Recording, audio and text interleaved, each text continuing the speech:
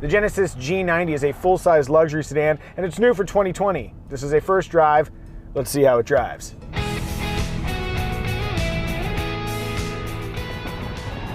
For me, the defining trait of the 2019 Genesis G90 was its ability to float over inhospitable roads. Sure enough, the adaptive suspension in the 2020 model does the exact same thing when you put it in comfort mode. Oh yeah, that's 1970s plush. Good thing, because if I were shuttling executives around in the back of my G90, I'd sure hate for them to know there's an imperfect roadway beneath us. Switching the drive mode to Sport adds some heft to the steering and tightens up the suspension. The Genesis G90 really isn't a sports sedan, but if you're running late and you need to hustle, it can do that. And if you're like me, you're always running late. Yeah.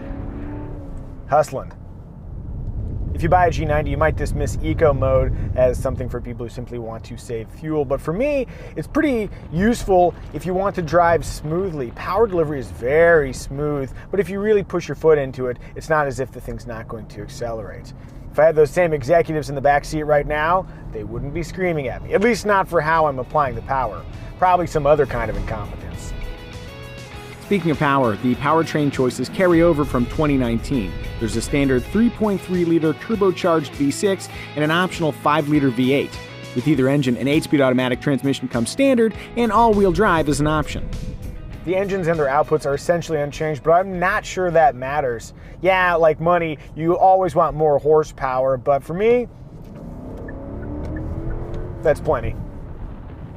A cornerstone of the luxury car driving experience is keeping the outside world out, and the Genesis G90 does that really well with triple door seals and active noise cancellation. Cruising along here, even at higher speeds, it's very, very quiet.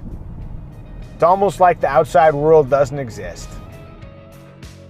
The most obvious update for 2020 is the exterior. Let's take a moment to linger on that grille. Yeah, it's big, but I'm cool with it. Feel free to disagree.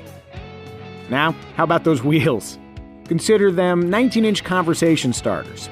Using horizontal lighting elements and style lines, the G90 conveys a sense of mass and perhaps opulence. That horizontal theme continues inside. The layout is simple, but handsome and usable, marked by open-pore wood, nice stitching, and soft, satisfying materials.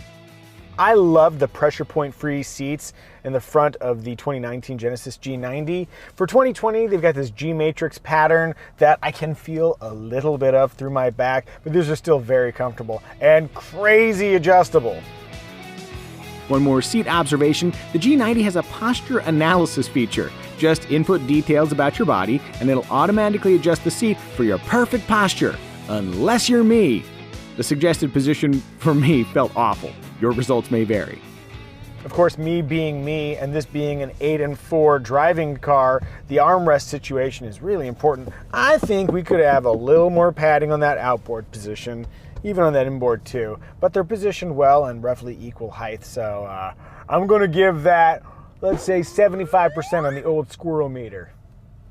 I mean, like the old meter, not the squirrel itself is old.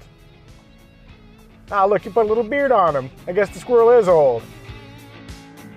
For a base price around $70,000, the G90 3.3T trim includes a 10-year, 100,000-mile powertrain warranty, plus a cornucopia of luxurious indulgences, like heated and ventilated Napa leather seats, a 17-speaker audio system, this 12.3-inch infotainment display with Apple CarPlay, Android Auto, and over-the-air software updates, and active driver aids like highway driving assist that automatically maintains speed and lane position for you, and blind spot collision avoidance that does what it describes. Outward visibility from the driver's perch is actually quite good, but to improve situational awareness even more, Genesis has added a gauge cluster display showing what's in your blind spot, which is kind of a nice place to put it. And then they've updated their 360-degree camera system so you can zoom in and out to have a better view and see what you need to see.